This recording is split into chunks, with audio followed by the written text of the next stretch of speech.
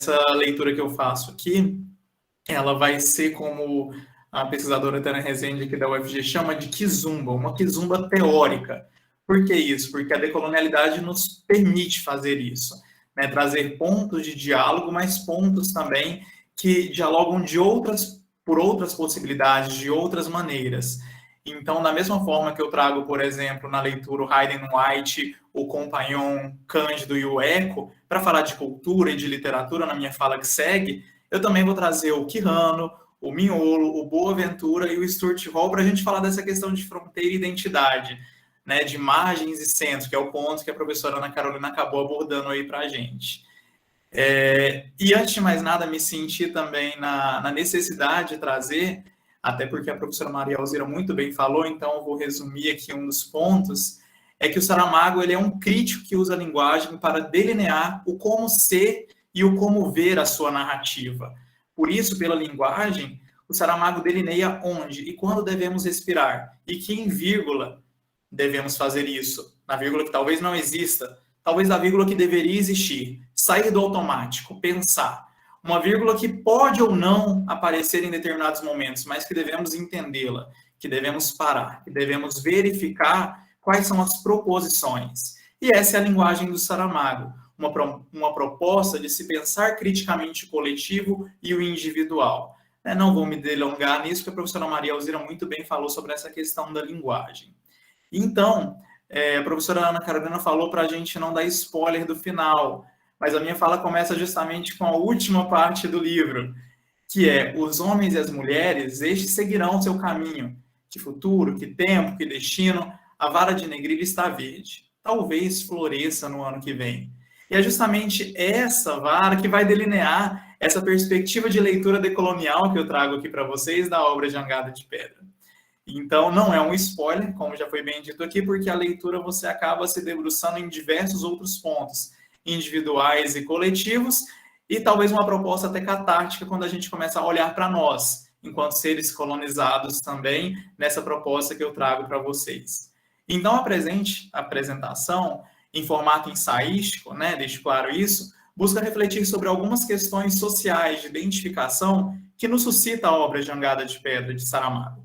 Para essa reflexão, propõe uma discussão dialógica entre alguns conceitos de literatura e a perspectiva decolonial, em uma visão macro de alguns pontos que a obra nos potencializa, principalmente as questões de identidade e sua relação com a ideia de fronteiras para além da geográfica, que seria tão simplória pela potência da obra e pela leitura decolonial aqui proposta.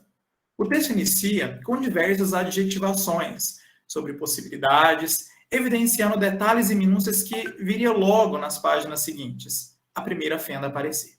Contudo, a primeira, no entanto, não foi vista por todos, como a segunda, que já era ampla. Para tanto, trago uma parte do texto. A virtude dos mapas, abre aspas, é essa. Exibem a redutível disponibilidade do espaço. Previnem que tudo pode acontecer nele, e acontece. Por isso não podemos nos ater a essas questões geográficas, porque elas vão além. A colonialidade, ela se parte disso, mas ela não fica apenas nisso. E a literatura e a sociedade se relacionam como forma de ver e propor o mundo, assim como faz Saramago. Assim, os conceitos e percepções de sociedade nas literaturas não podem ser entendidos como mera cópia da realidade, mas como possibilidades de explicação dela. Por isso, a literatura busca não apenas representar esse mundo ou essa sociedade, mas também transpor realidades possíveis, ou ainda visões que fogem à trivialidade do ser. Por essa razão, quando falo aqui em colonialidade, é importante compreender que ela se relaciona às conquistas europeias sobre outros continentes e à organização do mundo sob o olhar colonizador, sobre espaços, sobre corpos, sobre saberes. Assim, a quebra do continente, a separação de parte dele, que acontece na narrativa, em uma leitura decolonial, pode ser entendida como o deslocamento de uma parte do continente europeu que não dialoga mais com seus ideais, com seus espaços, com seus corpos, com seus saberes. Desse modo, se a colonialidade se trata das subjetividades advindas da colonização nas Américas, que lugar ocupa o colonizador quando ele se percebe também enquanto um colonizado? Quando ele não mais pertence a uma historiografia que a ele foi proposta ou que a ele foi imposta. o que sobrevive e o que não deve sobreviver quando há esse despregue, né, dessas partes dos continentes, dessas duas partes. Em nossa leitura, Saramago propõe essas indagações que devem ser aqui potencializadas.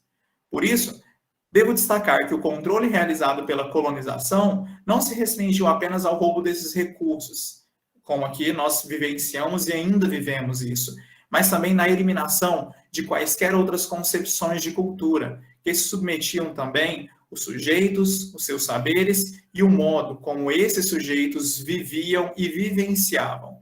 E em Jangada, o desprendimento geográfico é apenas uma visibilidade para que outros modos de colonização sejam emergidos e percebidos.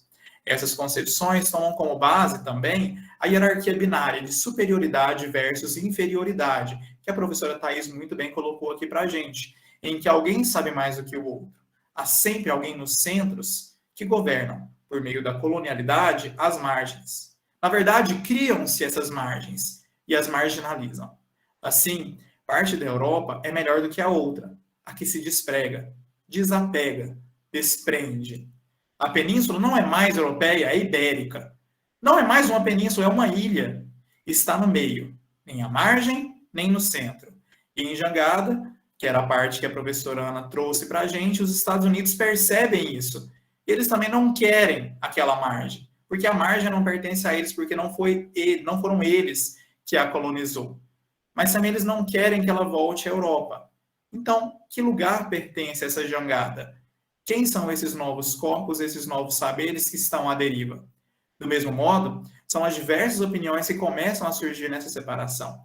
É interessante perceber que, como é bem colocada na narrativa, abre aspas, a discussão dos sábios tornara-se quase impenetrável para entendimentos leigos, o que mostra a superioridade dos saberes de um sobre os outros e a inferiorização de saberes não legitimados, como vivenciamos aqui na colonização das Américas e como a obra nos suscita a pensar. Então, o que Saramago nos propõe, nessa leitura propositiva que trazemos, é que a história, tal como a literatura, é uma escolha de quem a produz. Logo, ela é tendenciosa. Portanto, os saberes e as formas que eles são diluídos também são tendenciosos. Portanto, quando propomos a leitura sob a perspectiva decolonial de Jangada de Pedra, entendemos que a história, como representação de fatos, não deixa de ser um discurso, logo ficção. Logo também, ainda que potencializemos e realcemos aspectos históricos que se propagarão como a linearidade comum, a escolha de configuração do historiador dará ao discurso um caráter diferenciado, subjetivo, levando em consideração suas escolhas. Então, quais seriam as novas escolhas que aquele novo continente, aquela ilha, faria ali, agora que não é colonizadora, mas também não é colonizada? Onde? Que lugar ela pertence? A colonialidade nas Américas assim se produziu. E na obra, ela assim se configura ou vai se configurar. Isso porque a reorganização geopolítica em Jangada de Pedra envolve outras questões para além da própria geopolítica. Envolve os sujeitos que eles estão, que dialogam com aquele espaço, com aqueles saberes, que fazem trocas. Então, a península já não era mais isso, era uma ilha. É uma ilha perdida no meio de um continente, perdida no meio de continentes. Para se perceber a colonialidade, entender a nova configuração, tem-se que quanto mais se conhece o passado, mais difícil fica a sua generalização. Logo, com a separação geográfica, o pensamento anterior não pode se manter estanque, parado. A narrativa histórica não imagina as coisas que indica. Ela traz à mente imagens das coisas que indica, tal como faz a metáfora, que é um artifício que nós vemos na obra de Saramago. E, sendo essa proposta que se propõe não apenas trazer a questão de identidade nacional, mas de como essa identidade é vivida, de como isso é vivenciado e como isso foi passado para aqueles sujeitos que ali estão. A linguagem figurativa é um dos principais atributos que nós percebemos que o historiador traz, e ao trazer, ele traz essa também proximidade com os seus leitores, e mais uma vez está relacionada com a propositura da linguagem do próprio Saramago. Logo, ele traz essa relação e essa proposta de questionar a história a partir do que a própria história propõe. E, assim, a península não está nem próxima da Europa e, mesmo caminhando para perto das colônias, ela também não se encaixa mais por lá, como deveria ou como pensariam que deveria ser. Portanto, Jangada de Pedra, a seu modo, nos permite compreender como aspectos que vivenciamos aqui nas Américas poderiam também ser vividos por essa península que agora é uma ilha.